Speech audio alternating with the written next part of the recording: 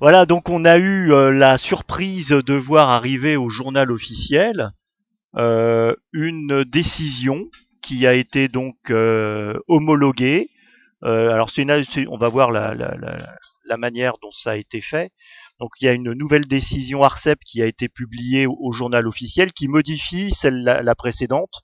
Donc cette nouvelle décision s'appelle la 13-15-15.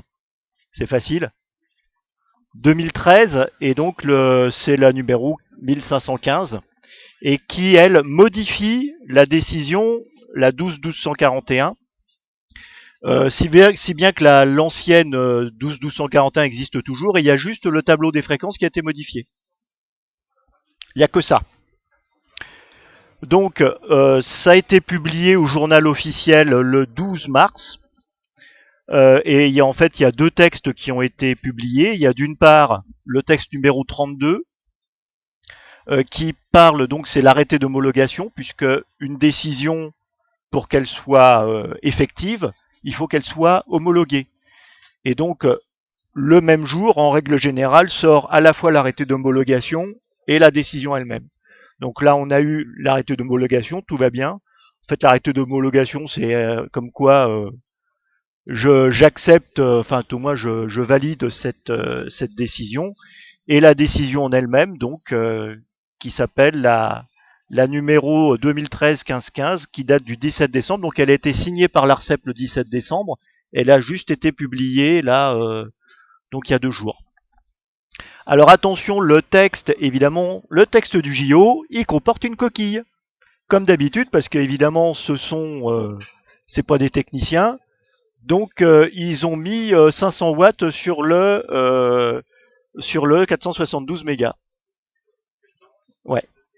Alors que, ben voilà, ben, sauf que c'est complètement faux, puisque c'est limité à 1 watt. Non, non, non, mais ils ont encore mal, mal fait le tableau, mal fusionné les cellules, enfin voilà.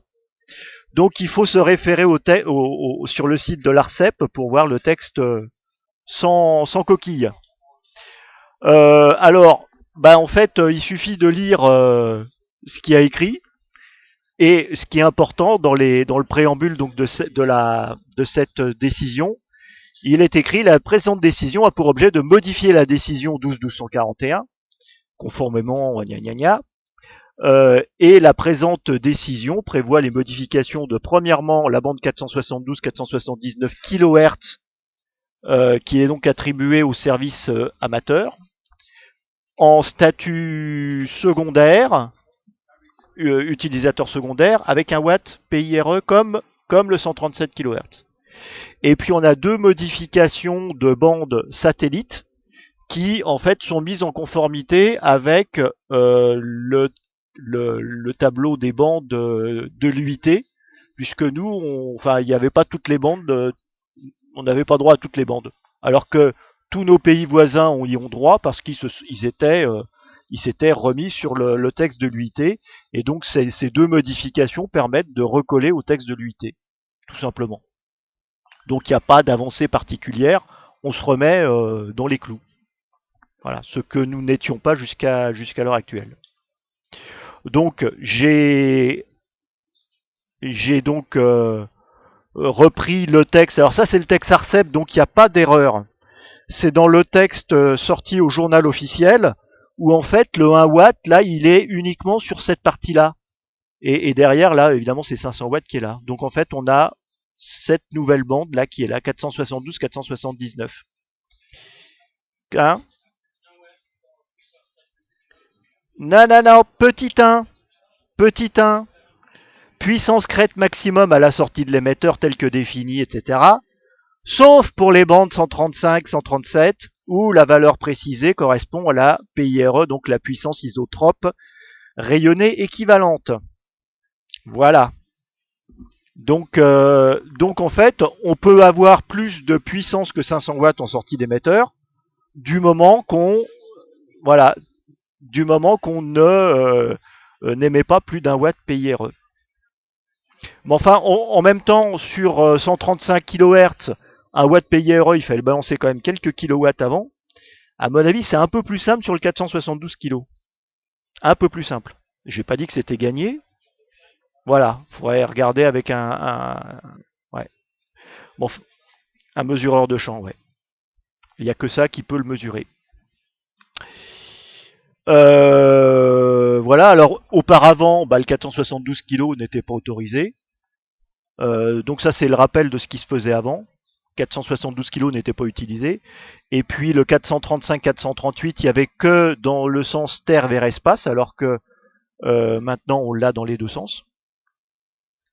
Et puis 2415 aussi, il y avait des limitations de sens.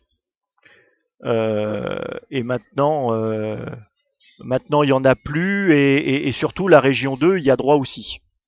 Donc la région 2, c'est Antilles-Guyane, etc. Enfin Amérique. Donc Guadeloupe, Martinique et Guyane, et puis tous les petits.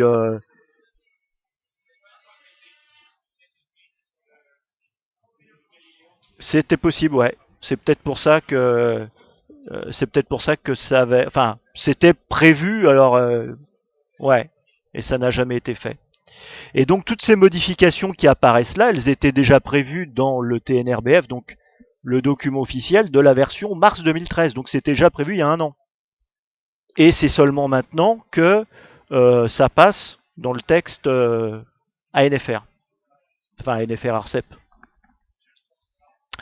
On y arrive. Petit rappel des épisodes précédents, parce que ça c'est rigolo. Donc 17 février 2012, c'est le moment où la CMR, donc l'Assemblée générale de l'UIT, entérine la bande 472 kHz. C'est-à-dire, dès le lendemain de cette CMR, les pays peuvent attribuer sans délai cette bande au service amateur. Nous, il aura fallu attendre quand même un an pour que ça passe au TNRBF. Donc qu'en fait, ce qui avait été décidé au moment de la CMR de février 2012 passe dans les textes français. Alors, il y a effectivement cette bande radio amateur, mais il y a aussi toutes les autres décisions qui avaient été prises lors de cette CMR. Donc, il a fallu attendre un an. Entre-temps, en octobre 2013, ça avait déjà fait couler pas mal d'encre. Il y a eu une autorisation individuelle accordée à une personne, dont je tairai le nom. Voilà. Ensuite, il y a eu un avis de la commission consultative des communications électroniques, voilà, qui a rendu un avis favorable le 6 décembre. Et enfin, puisqu'il y a tout un système derrière pour que l'ARCEP accepte, prenne une décision modificative, et cette décision a été prise le 17 décembre. Entre-temps, donc c'était en janvier, il y a eu 3 autres autorisations individuelles qui ont été accordées, et donc l'arrêt d'homologation l'arrêté d'homologation qui a été signé le 4 mars et publié le 12 mars.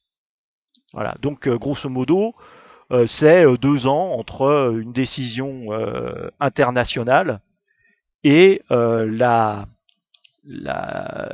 fait qu'elle soit mise en application concrètement en France. Il faut compter 2 ans à chaque fois.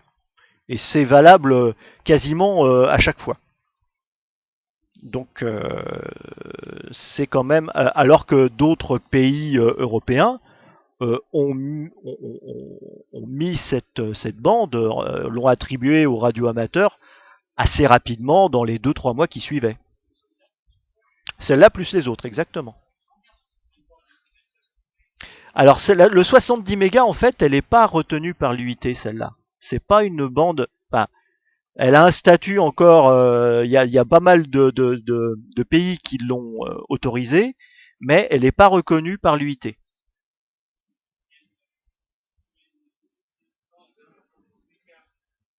Ouais, ouais, ouais. 6 mégas 3 par là.